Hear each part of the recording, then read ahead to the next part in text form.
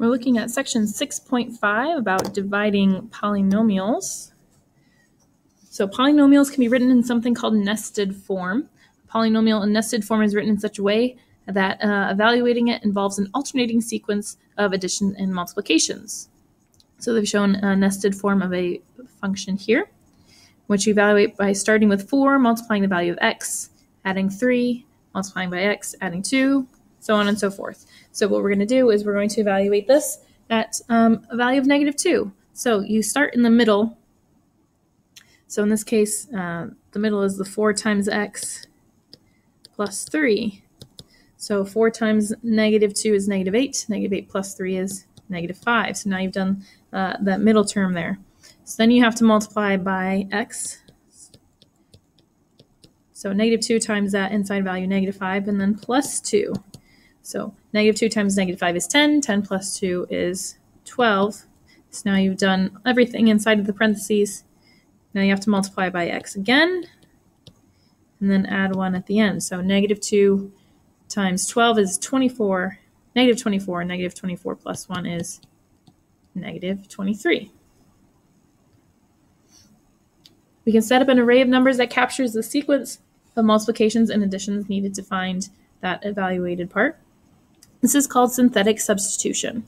So if we're given the value here, we find p of -2 by using synthetic substitution. The dashed arrow indicates bringing down. The diagonal arrow represents multiplication, and then the solid arrows down indicate adding. So the first thing you do is you take your number here where you're evaluating, and you multiply it by this first number here that you've brought down. So the first term is always being brought down. So 4 brings down.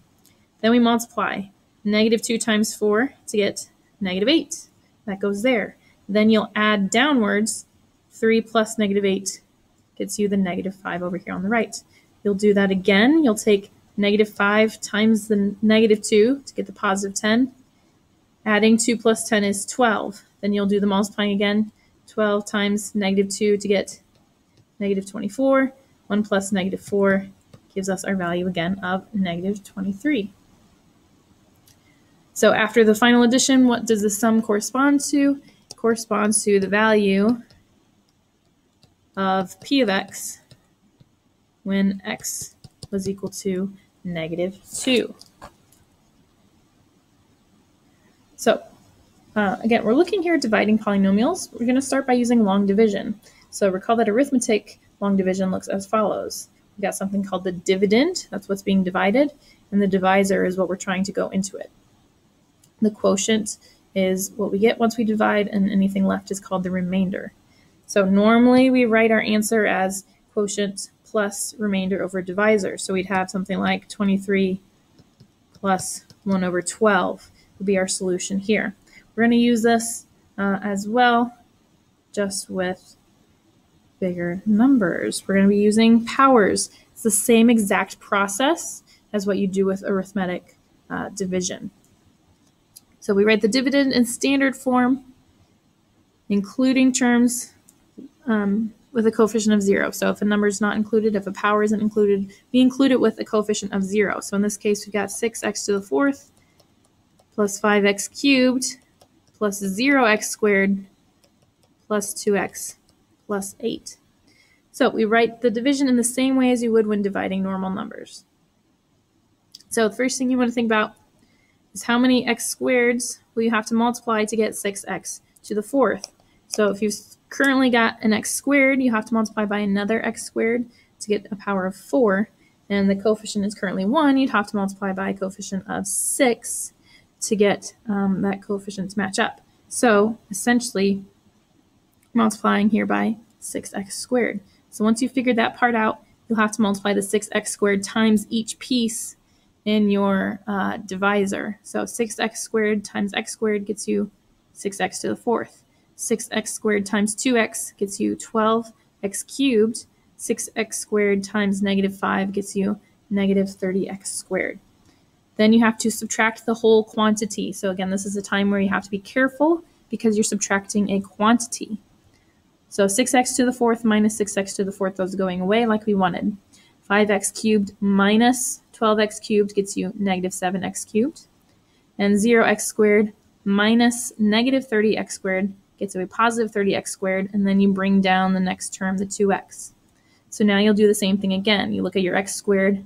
What do you have to multiply by to get the negative 7x cubed?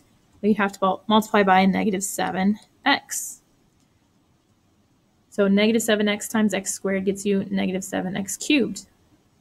Negative 7x times 2x gets you a negative 14x squared.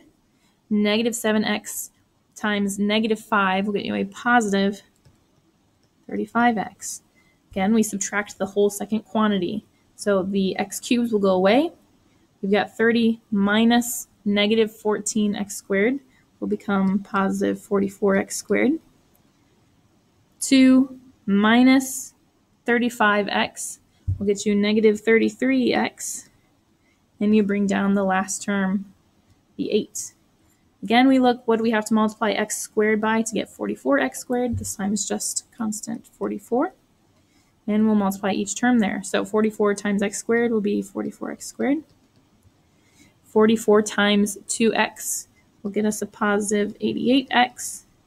44 times negative 5 gets us negative 220. So now we subtract the second quantity. 44x squared minus 44x squared, those go away. Negative 33x minus 88x will get us a negative 121x. 8 minus negative 220 will get us a positive 228. So now we need to write our answer. We take the quotient, the value at the top here, 6x squared minus 7x plus 44, and then plus our remainder, negative 121x plus 228, divided by the divisor. So that was the x squared plus 2x minus 5. So that's our solution. These take a little getting used to, but you can do them. So how do we include the terms with coefficients of 0? You just put the 0 in for the coefficient. You have to include it in order to be accurate. Make sure you're bringing everything down. So even if you don't have something to a power, you have to include it with a 0 coefficient. All right, let's do some long division. So here we're taking 15x cubed plus 8x minus 12, dividing by, oops, see, even I already messed up. I missed out on the squared term. So we've got 0x squareds plus 8x minus 12. Now we're dividing by 3x squared plus 6x plus 1. So we have to figure out, what do we multiply 3x squared by to get 15x cubed? Well, we have to multiply the 3 times the 5 and the x squared times another x. So that means we'll be multiplying by a 5x. Now, the book didn't tend to do this, but I like to line them up where they go. So if I'm talking about a x to the 1 power, I line it up with the x to the 1s. Okay, now I multiply each term in the, oh boy, I forget my terms here. Each term in the divisor by the 5x. So 5x times 3x squared gets the 15x cubed. 5x times 6x will get us 30x squared. 5x times 1 will get us 5x. Then make sure you subtract the whole quantity. So x cubes are going away. 0 minus 30x squared will get us negative 30x squared. 8 minus 5x will get us 3x. And then we have to bring down that negative 12. So now we think, what do we have to multiply the 3x squared by to get negative 30x squared? Well, we have to multiply by negative 10. So now we multiply everything in the divisor by negative 10. So negative 10 times 3x squared gets us negative 30x squared. Negative 10 times 6x is negative 60x.